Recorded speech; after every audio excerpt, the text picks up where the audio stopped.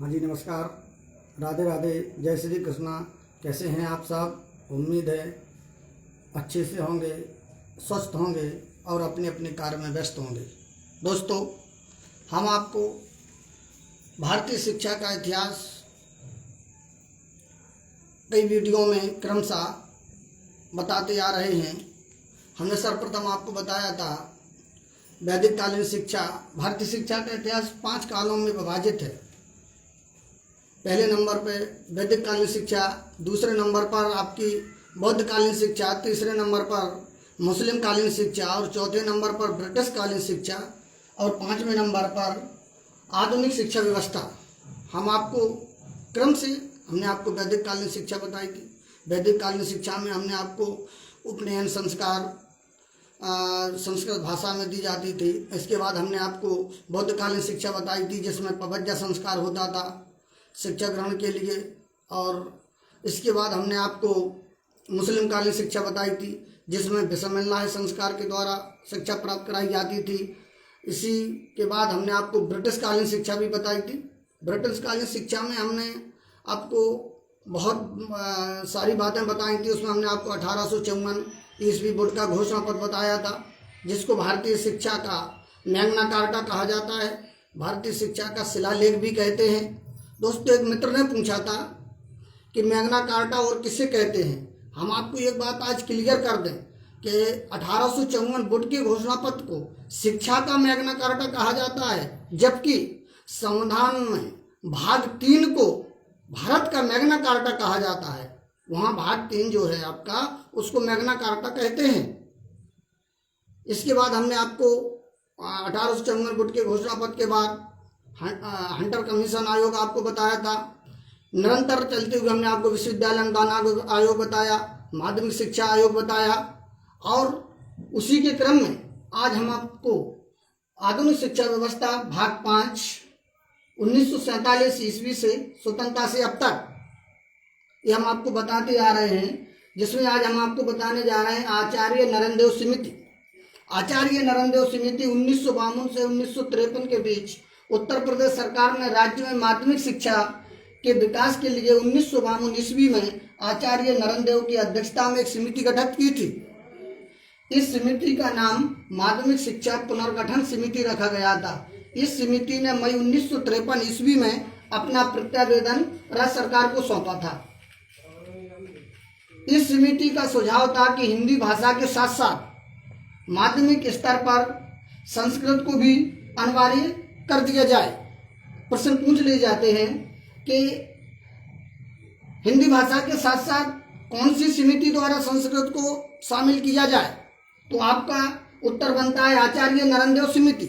आचार्य नरेंद्र समिति कब आई थी? इसने अपनी कब रिपोर्ट सौंपी थी? 1952 में आई और अपनी मई 1953 में अपनी रिपोर्ट राज्य सरकार को सौंपी थी। और इसकी एक और इनका बहुत महत्वपूर्ण सुझाव था आचार्य नरेंद्र समिति का। वो कौन सा था? कि इस समिति का सुझाव था कि सभी जनपदों में कम से कम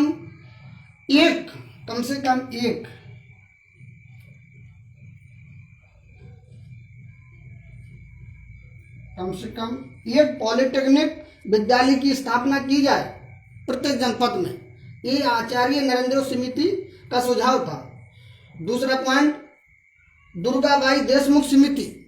दुर्गाबाई देशमुख समिति 1957 से 1959 ईस्वी की बात।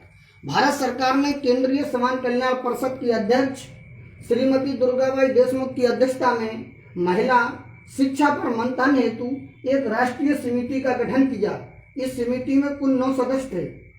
दुर्गाबाई देशमुख समिति ने महिला शिक्षा पर गहन अध्ययन के पश्चात महिला शिक्षा के सुधार एवं विकास हेतु महत्वपूर्ण सुझाव दिए।